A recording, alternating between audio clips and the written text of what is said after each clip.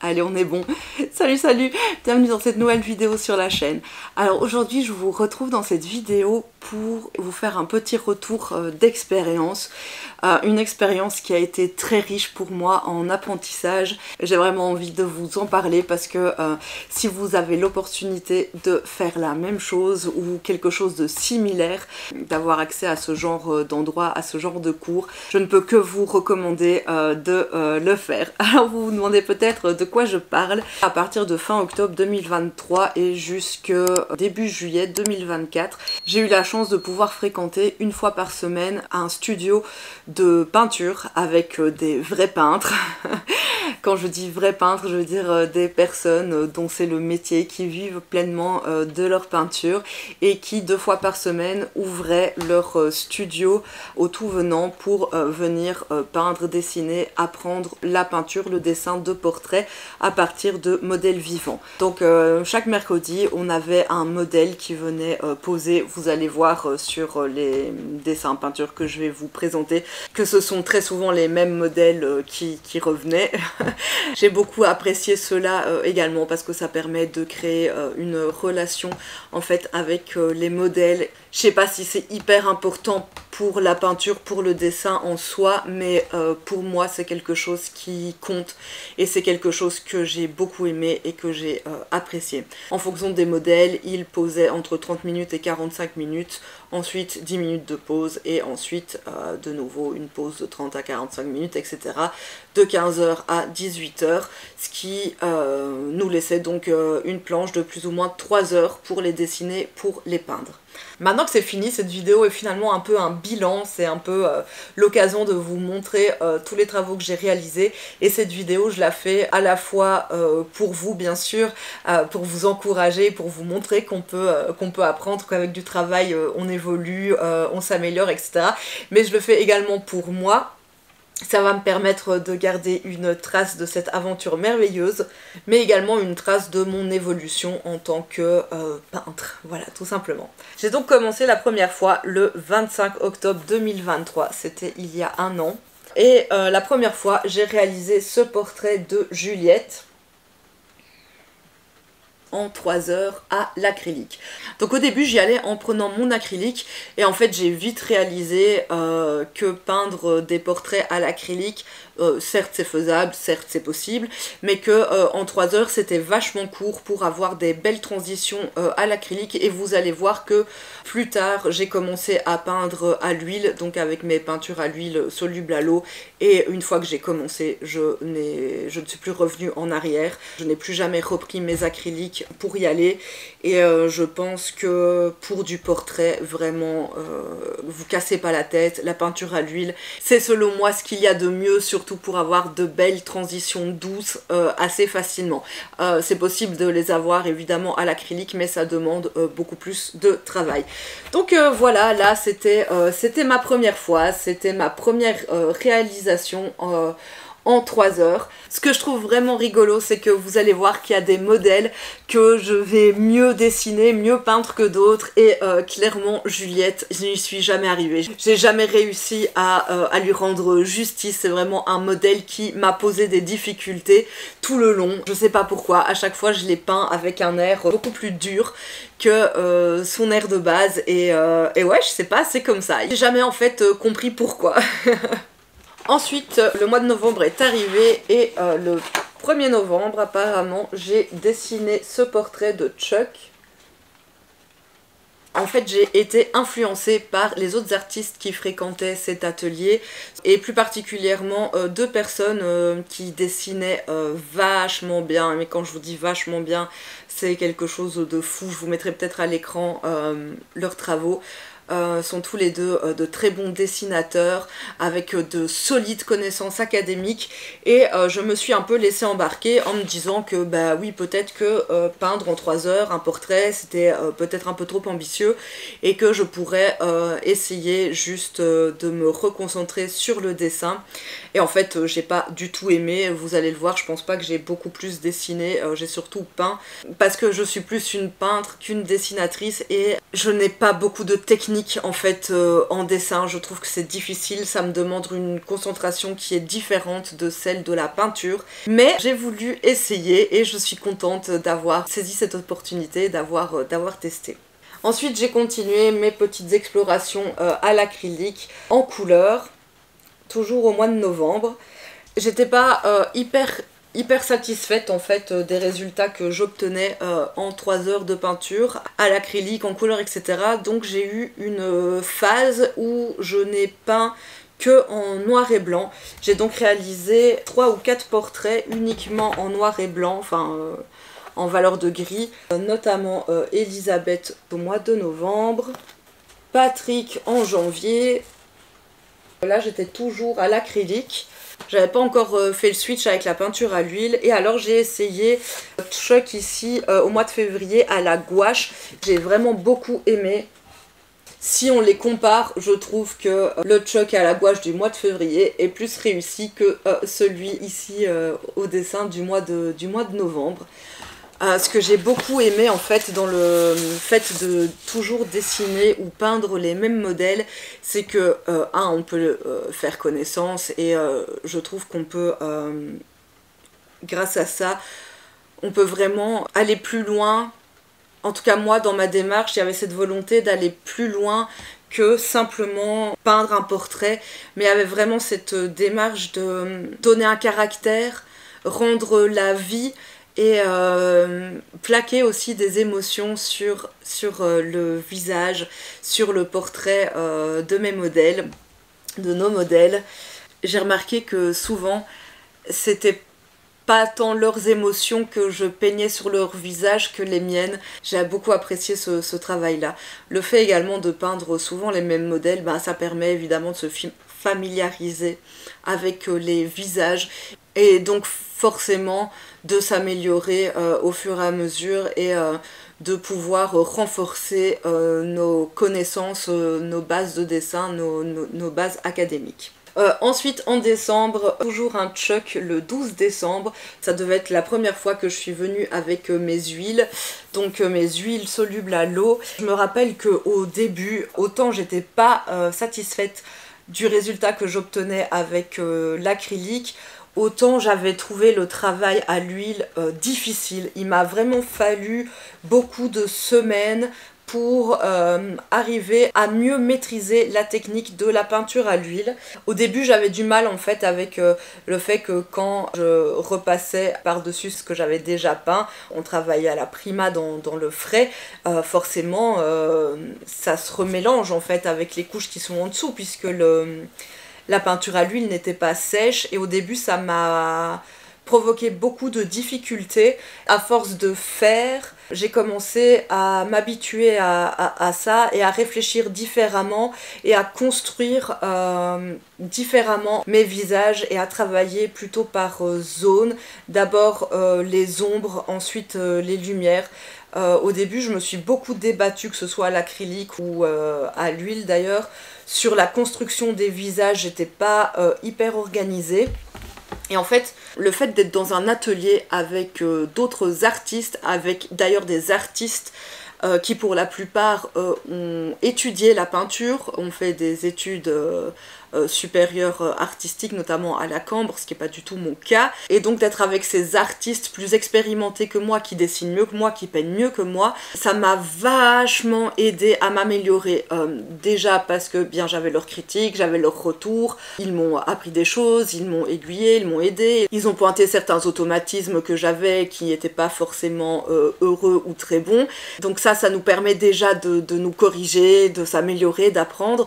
Mais ce que j'ai trouvé très intéressant, c'est d'être dans cet espace, dans ce lieu, et de réaliser le même travail qu'eux, puisque en même temps que moi je peignais, eux dessinaient ou peignaient, et ça me permettait de temps en temps de regarder leur processus de travail, de regarder comment eux ils travaillaient, et j'ai énormément appris en les observant, en leur posant des questions, et en essayant de fois en fois d'imiter leur processus, ou en tout cas de m'approprier les grandes étapes de leur processus de travail voilà, on apprend en répétant, on apprend en imitant. Et en fait, les premières semaines, les premiers mois, je me suis beaucoup amusée. J'y allais vraiment en mode fun, en mode jeu. J'ai beaucoup cherché, j'ai beaucoup exploré. Par exemple, au mois de février, le jour de mon anniversaire d'ailleurs, c'était trop sympa. Je me suis amusée vraiment comme une folle. J'ai réalisé ce Mathieu qui était un des peintres, des dessinateurs de l'atelier. On n'avait pas de modèle ce jour-là, c'est lui qui a posé. J'ai réalisé ceci avec mes marqueurs Liquitex, donc les marqueurs à l'acrylique Liquitex. Ce jour-là, j'avais pas envie de me prendre la tête, j'avais juste envie de m'amuser. Voilà, c'est pas académiquement très bien, voire pas du tout, en réalité c'est même plutôt grossier, ça ressemble plus à une caricature qu'à autre chose, mais moi ça m'a permis de m'amuser, j'ai eu du fun, ça restera un très bon souvenir. J'ai beaucoup exploré, surtout au début. Ici c'est un portrait de Chuck, c'est un des highlights je pense de cette année, il date du février 2024. Et je sais pas, je le trouve trop chouette, j'aime sa bonhomie, j'aime qu'il sourit, je pense qu'il est un petit peu plus correct que les précédents Chuck en termes de ressemblance, en termes de dessin, de construction, j'ai vraiment adoré. Voilà, ici c'est Elisabeth, elle date du mois de mars, elle aussi je l'aimais bien, j'ai adoré la peindre elle aussi. C'était nos deux filles, Juliette et Elisabeth. Alors autant Juliette j'y arrivais pas, autant Elisabeth j'adorais la peindre et je trouvais que j'y arrivais quand même relativement bien. Celui-ci j'aime beaucoup les couleurs, j'aime beaucoup son pull, etc. Je la trouve trop belle. Donc oui, je voulais vous parler du matériel. En fait, j'ai peint souvent sur ces cartons entoilés de chez... ceux-ci sont de chez Action et j'en ai d'autres sur lesquels j'ai peint qui sont de la marque Clairefontaine. Et je voulais quand même vous dire que ceux de chez Action, alors avec j'allais dire la gouache, pas du tout, avec l'acrylique, aucun problème. Ils ont pas bougé, ils ont pas... rien du tout. Par contre, je sais pas pourquoi, mais avec la peinture à l'huile, peut-être que c'est le fait qu'ils ont souvent séché debout. Il y en a beaucoup en fait qui ont gondolé et qui sont pas restés droits, qui sont pas restés planes. Voilà, sachez que si vous peignez à l'huile les cartons entoilés de chez Action, je peux pas vous les recommander. Par contre pour l'acrylique, vraiment aucun problème. Encore Elisabeth qui date du mois d'avril. Alors je vais vous montrer Juliette. Ah, regardez l'air que je lui ai fait, elle a l'air hyper méchante, hyper sévère, alors que pas du tout quoi. Vraiment, je trouve ça trop marrant qu'il y ait des modèles comme ça qui sont plus faciles à dessiner, plus faciles à peindre que d'autres. Je trouve que les filles étaient plus difficiles que les hommes. J'ai bien aimé qu'on ait des hommes parce que moi j'ai tendance à dessiner plus de femmes, à peindre plus de femmes que d'hommes, donc ça m'a également changé en fait de mes habitudes. Ces séances m'ont également beaucoup aidé sur la couleur. En fait au début je partais vraiment dans tous les sens, je me laissais juste guider par mon envie, par ce que je voyais, enfin j'étais vite perdue, mais quelques semaines à peindre que en niveau de gris m'ont vachement aidé au niveau des valeurs. En fait on était dans ce studio où il y avait tout un setup de lampes, on mettait souvent les modèles en situation de clair-obscur, ce que j'adore beaucoup, en tout cas avec de belles ombres et de belles hautes lumières, et au début j'avais vraiment du mal à avoir toute la gamme de valeurs justes. Mes foncés n'étaient pas assez foncés et du coup mes highlights n'étaient pas assez clairs non plus. Et pour ça, eh bien, le fait de travailler quelques semaines juste en niveau de gris, ça m'a quand même vachement aidé à mieux comprendre et à mieux remarquer toute l'étendue des valeurs. Parce qu'au début, j'étais vraiment perdue en fait avec les couleurs. Je m'intéressais beaucoup à la couleur et très peu aux valeurs. En fait, je n'arrivais pas à avoir de bonnes nuances dans mes foncés ni dans mes highlights. Les valeurs du milieu, je pense que ça allait encore, mais une fois qu'on arrivait aux extrêmes des échelles, en couleur, j'avais du mal à avoir de bonnes nuances et surtout j'avais du mal à avoir les bonnes valeurs. Et ensuite, quand j'ai décidé de reprendre le travail de la couleur, j'ai décidé de vachement limiter et de réduire en fait mes palettes de couleurs. On n'avait que des modèles caucasiens et donc il y a ces trois couleurs-ci qui que j'ai beaucoup utilisées, qui m'ont beaucoup aidé. Beige, bœuf titanium, titane, ton cuir, voilà, du buff white, en général ils appellent ça. C'est une couleur comme ça, beige, très neutre. Le jaune de Naples, pour moi c'est quand on peint des peaux claires, c'est un indispensable. Et également ce rose pêche. J'ai adoré utiliser en base ces trois couleurs là, ce qui m'a évité en fait d'utiliser beaucoup trop de blanc et de mettre beaucoup trop de blanc dans mes couleurs, ce qui m'a permis d'avoir des couleurs saturées plutôt que des couleurs trop affadies par le blanc. Pour avoir de belles couleurs riches et foncées, j'ai adopté la même technique. J'utilisais soit les trois, soit 2D3, soit 1D3 en fonction du setup du modèle, etc. Comme base pour la peau, terre d'ombre brûlée, soit terre d'ombre naturelle, soit terre de sienne brûlée. Voilà, je partais toujours d'une de ces couleurs pour faire mes mélanges de couleurs foncées. Donc voilà, à chaque fois un jaune, un rouge, un bleu. Et toutes ces couleurs neutres, plus le blanc, mais le blanc j'essayais de le garder que vraiment pour les très hautes lumières et si nécessaire. Mais dans la mesure du possible, essayez d'avoir mes couleurs claires avec les couleurs de base que je vous ai montrées là. Utilisez des palettes très réduites comme ça et avec des couleurs déjà peau de base, ça m'a vachement aidé.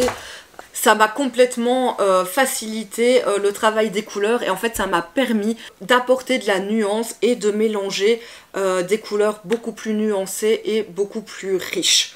De manière générale, travailler avec des palettes réduites, ça nous aide à apporter de la diversité dans nos couleurs. Ça peut paraître contre-intuitif, mais vraiment, je pense que c'est la clé. Au mois d'avril, j'avais réalisé ce Patrick. Il y a le processus de peinture qui est disponible sur la chaîne.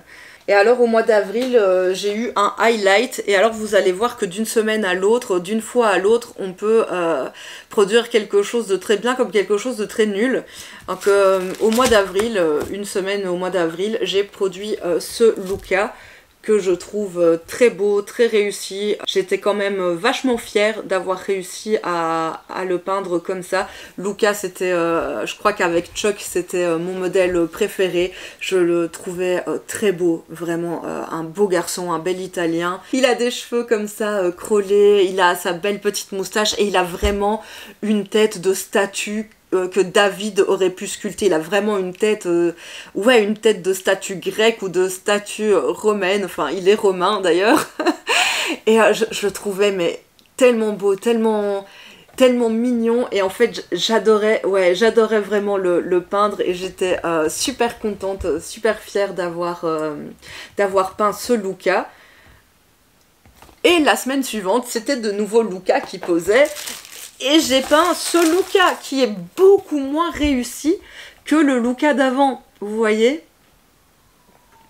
Le fait de faire ces exercices toutes les semaines, d'avoir plus ou moins les mêmes modèles toutes les semaines, ça m'a aussi montré que l'apprentissage et l'évolution, elle n'est pas linéaire. Il va y avoir des périodes qui vont être plus difficiles, des périodes où vous allez moins bien travailler que d'autres, et puis des moments comme ça où vous allez avoir des fulgurances, où vous allez être peut-être mieux dans votre tête, peut-être mieux physiquement, plus en forme tout simplement, ou plus concentré, et où vous allez produire quelque chose qui est vraiment bien, et puis beaucoup de moments où votre production, elle va juste être mais, elle va être moyenne, mais c'est pas grave, en fait, c'est normal, c'est logique, ça fait partie du truc. Et il y a peut-être aussi même des moments où vous allez avoir l'impression de régresser. Il y a des semaines où j'ai eu l'impression que tout ce que je produisais de semaine en semaine, c'était vraiment nul, et où j'avais l'impression d'avoir perdu des choses.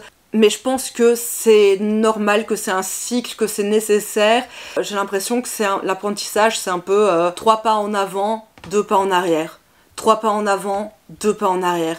Et ainsi de suite, il faut continuer, il faut s'accrocher et vous allez constater des progressions, pas d'une semaine à l'autre, à plusieurs mois d'écart. Là, vous allez vraiment pouvoir constater des différences. Le fait de faire, d'y aller, de ne pas lâcher, de continuer à s'entraîner, à s'exercer, à travailler, ben ça déjà c'est une victoire en soi.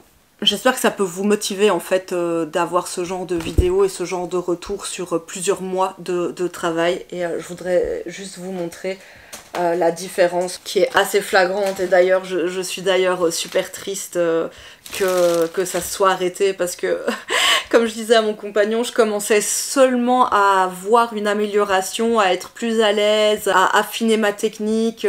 Oui, je commençais seulement à constater une bonne évolution et malheureusement c'est fini. Donc voilà, ça c'est le Patrick donc, que vous avez vu que j'ai peint au mois de novembre à l'acrylique. Et ça c'est le Patrick que j'ai peint ici au mois de juillet à la peinture à l'huile en 3 heures. Je pense que vraiment il n'y a pas photo et qu'on voit quand même une nette amélioration sur le travail de ces quelques mois. Voilà.